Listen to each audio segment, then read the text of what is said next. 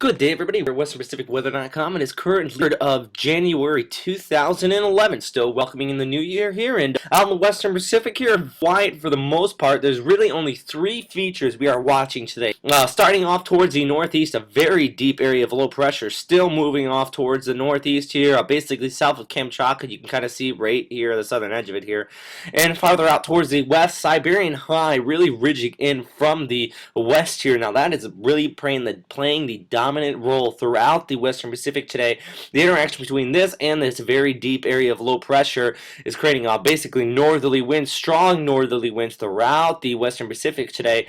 And that cooler air actually rushing south with these winds here is interacting with the equatorial low, creating kind of a stationary front rate in this region. But high pressure really up in here, 1,060 millibars, basically extending down here towards Taiwan and kind of merging with the Westpac high right out here towards Saipan and Guam. So very fair weather through this region, but just south of that, actually towards Mindanao, very rough weather in that region. And just north of that, here in the Philippines, actually seeing some pretty strong northerly winds there. Actually, on that fact, Pagasa did issue a gale warning here up on northern Luzon, basically from Apari all the way down towards Mindanao, basically about 30 to 35 knot winds. Gale warnings usually right around that region, about 34 knots is usually the cutoff point. So here on this ASCAT imagery, satellite produced winds, you can see those high winds here right in the Philippine Sea.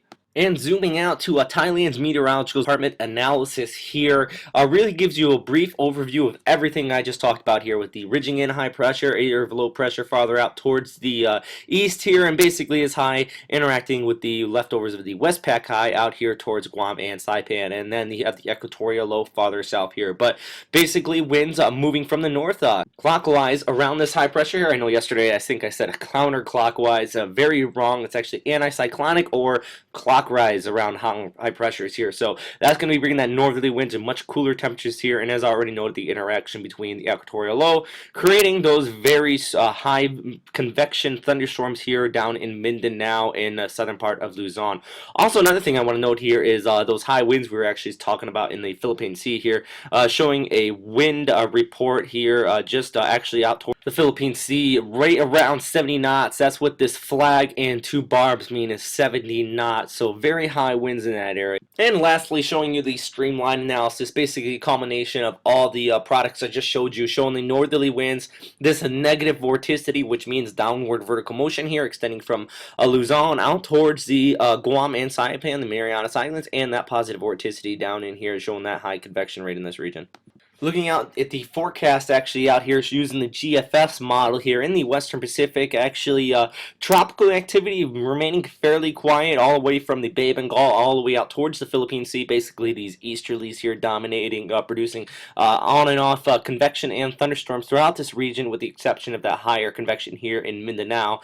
But basically by tomorrow morning, this is the 4th at 0Z, looking at an area of low pressure developing off the Japanese coast here right around Honshu. And by the afternoon of the 5th, this will be well off towards the northeast here, with high pressure originating behind it. Still bringing those northerly winds here. Another area of low pressure looks like it's going to start to form up over Hokkaido here, and eventually going off towards the northeast. But the reason why I'm showing this is, the main reason is because those northerly winds basically from the Siberian high over much of the Korean peninsula all the way down towards the Ryukyu Islands in here in Taiwan looks very persistent over the next several days into latter part of this week. So with that though, that stationary front down here over Mindanao still going to remain in place because of those northerly winds interacting with the equatorial low.